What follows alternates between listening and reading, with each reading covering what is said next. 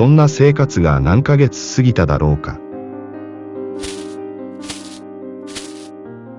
ある日の朝、和夫が家族の前に姿を現した。父さんだ。思わず、恵美が叫んだ。しかし、父が無事でよかったと安堵したのは、束の間だった。和夫は突然、殺気に満ちた形相で、家族に銃を向けた。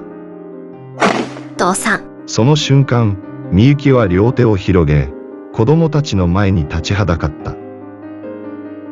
ここもじきにアメリカ兵が来るきう。無残に殺されたいなぶり者にされる前に、わしが手にかける。知恵も恵美も、今、父が何を言っているのか、信じられなかった。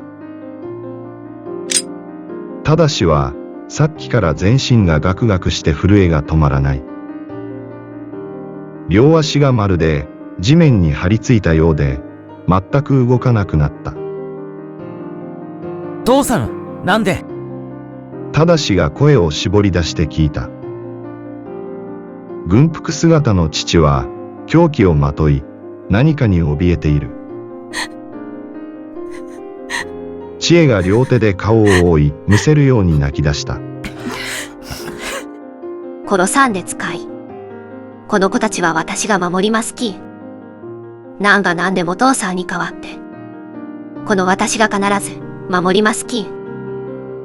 恵美はびっくりした。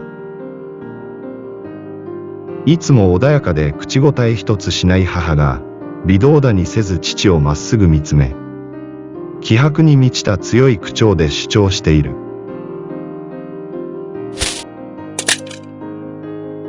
和夫はいつにないみゆきの勢いに一瞬よろめき、銃を下ろした。わかったみゆき、頼んだぞ。そう言った和夫は、ゆっくりと後ろに引き下がると、そのまま一度も振り向くことなく、深いジャングルの闇に消えていった。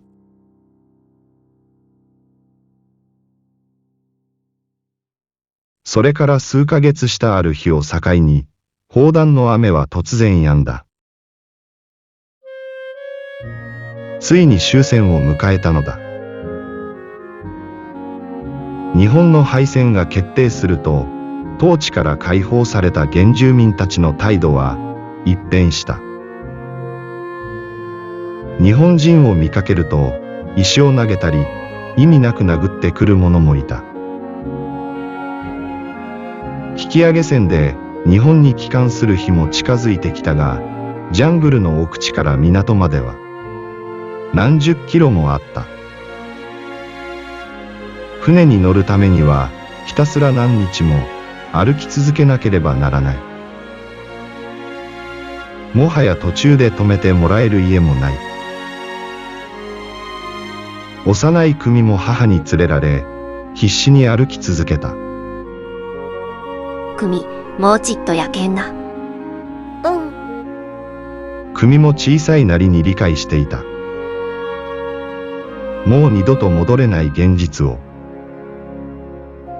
足の豆が潰れて血まみれになっていたが、それでも黙って歩き続けた。5日目の朝、久美たちはようやく元いた自宅までたどり着いた。久美は心を躍らせかけ出した。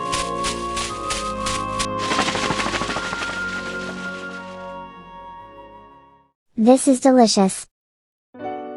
住み慣れた我が家は、すでに見知らぬ住民に占拠されていた。兄弟で競り合った卓球場は、見知らぬ子供たちであふれ、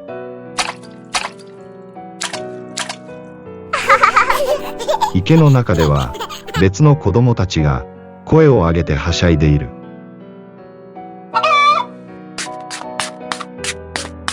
鶏と追っかけっこしているのは自分ではない。見知らぬ少年だ。大好きなパイナップルやバナナの実は食べ尽くされ、牛はいなくなっていた。当たり前のように暮らし、慣れ親しんだ我が家に、ズタズタと見知らぬ住人が入っていく。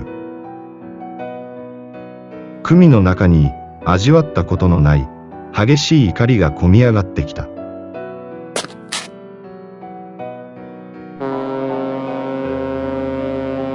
沖では日本に戻る引き上げ船が何隻も停泊し、出港の汽笛を鳴らしていた。久美、もう仕方ないき。みゆきは後ろを向いたまま、睨みつける久美にそう言い聞かせると、手を取り、巡航船に乗り込んだ。久美はみゆきの手をほどき、すぐにデッキに登った。パラオで見る最後の夕日は、茜色に輝き、海面を真っ赤に染めていた。久美は振り返り、遠ざかっていく自宅を目に焼き付けた。楽しそうに笑う原住民の顔。変わり果てた村の風景。諦めきれない悔しさで、溢れる涙を拭った。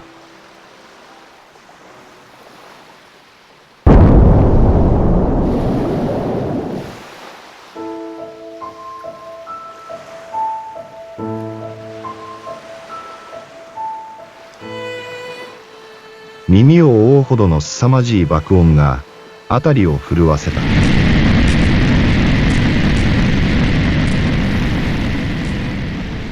久美が目を開くと、先に乗った友達の巡航船が激しい炎を上げて真っ赤に燃え盛っている。水中に沈められていた残留機雷に接触してしまったのだ。久美は全身の力が抜け、わなわなと口を震わせ、近づいてくるみゆきにしがみついた。無言で久美の目を塞ぐみゆきの手もまた、小刻みに震えている。